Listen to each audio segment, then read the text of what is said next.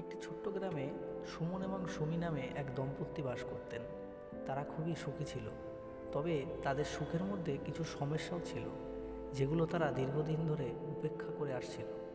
সুমন একটি সরকারি অফিসে কাজ করতেন, আর সুমি ছিল একজন গৃহিণী।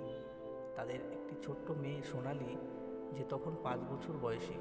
সুমন এবং সুমি একে অপরকে অনেক ভালোবাসতেন, কিন্তু দিনের পর দিন জীবনযাত্রার চাপ, আর্থিক সমস্যাগুলি এবং ব্যক্তিগত চাহিদা তাদের সম্পর্কের মাঝে এক অদৃশ্য দেয়াল হয়ে দাঁড়িয়েছিল। সুমি দিনে দিনে একাকী অনুভব করছিল। সুমন তার কাজের ব্যস্ততায় প্রায় বাড়ি ফিরে রাত লেট হতো। সুমন যদিও তার স্ত্রী এবং মেয়েকে ভালোবাসতেন, তবে সংসারের চাপ তার উপর এতটাই বেড়ে গিয়েছিল যে তিনি সুমির প্রতি আগের মতো মনোযোগ দিতে পারতেন না। সুমি প্রতিদিনই মনের মধ্যে একটি শূন্যতা অনুভব করতেন, কিন্তু তিনি কখনো সরাসরি সুমনকে বলতেন না। তিনি জানতেন সুমনের কাছে বললে তিনি হয়তো বুঝতে পারবেন, কিন্তু কিছু করার থাকবে না। একদিন সকালে সুমি একটি চিঠি পেলেন। চিঠিটি ছিল তার পুরনো বন্ধুর কাছ থেকে।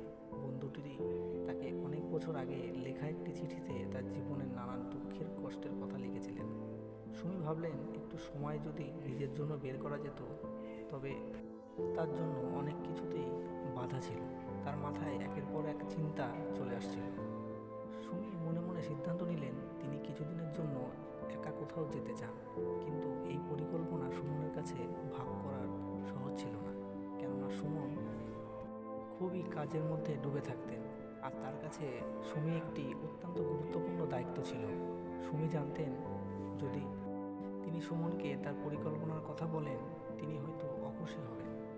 তবে শেষ পর্যন্ত একদিন সুমি তার ইচ্ছা সুমনের কাছে প্রকাশ করলেন। সুমন প্রথমে অবাক হয়ে গেলেন, তারপর কিছুক্ষণ চুপ থেকে বললেন, আমি জানি তুমি ক্লান্ত, কিন্তু তুমি জানো আমি কিভাবে তোমাকে সাহায্য করতে পারবো না। কিন্তু তুমি যদি একটু বিশ্রাম নাও, তবে আমি যে কোনো সাহায্য করতে প্রস্তুত। সুমি 1 সপ্তাহের জন্য তার বাবা মায়ের বাড়িতে যাওয়ার পরিকল্পনা করলেন। তবে তার বাবা মায়ের কাছে যাওয়ার সিদ্ধান্তে সুমন তেমন খুশি ছিলেন না। তার মনে হচ্ছিল, যদি সুমি 1 সপ্তাহের জন্য বাড়ি চলে যায়, তাহলে সোনালির জন্য আমি কিভাবে সময় বের করব। এদিকে সুমি তার বাপের বাড়িতে গিয়ে কিছুটা শান্তি অনুভব করছিলেন, তবে তার মনে সবসময় সুমন ও সোনালিকে নিয়ে চিন্তা থাকত। মনে হচ্ছিল সুমন হয়তো কষ্ট পাচ্ছে, যদিও সে নিজের কষ্টে ছিলেন। 1 সপ্তাহ পর সুমি ফিরে আসেন এবং সুমন তাকে দেখতে অনেকটা বদলে গেছে।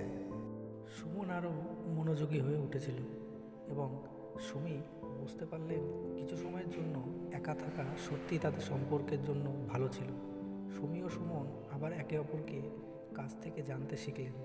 সুমি আরও অনুভূতিগুলো খুলে বলতে শুরু করলেন এবং সুমন তার দুর্বলতাগুলি স্বীকার করে বললেন, আমি জানতাম না তুমি এত কষ্ট পাচ্ছ, কিন্তু এখন থেকে আমি তোমার জন্য আরও সময় বের করব। তাদের সম্পর্ক পুনরায় গড়ে ওঠার জন্য সময় এবং চেষ্টা দরকার ছিল, কিন্তু সেই 1 সপ্তাহের বিশ্রাম তাদের সম্পর্কের মাঝে এক নতুন শক্তি সৃষ্টি করেছিল। সুমি বুঝতে পারলেন সংসারের জন্য কিছু সময় নিজেদের জন্য বের করা খুবই গুরুত্বপূর্ণ। এরপর থেকে সুমি এবং সুমন একে অপরকে আরও ভালোভাবে বুঝতে পারলেন এবং তাদের সম্পর্কের মাঝে এক অদৃশ্য দেওয়াল ছিল, তা ধীরে ধীরে ভেঙে যেতে শুরু করলো। সুমন তার অফিসের কাজের চাপ সামলানোর পাশাপাশি সুমির সাথে বেশি সময় কাটাতে চেষ্টা করতে লাগলো এবং সুমি সোনালির জন্য আরও ভালো মনোযোগ দিতে পারছিলেন। সঙ্গে সঙ্গে সুমি আরও তার পুরনো শখগুলোর প্রতি আগ্রহ ফিরে পেলেন। তিনি কিছু সময় কাটাতে শুরু করলেন বন্ধুদের সাথে, বই পড়তে শুরু করলেন, আরও নিজের জন্য নতুন কিছু শিখতে লাগলেন।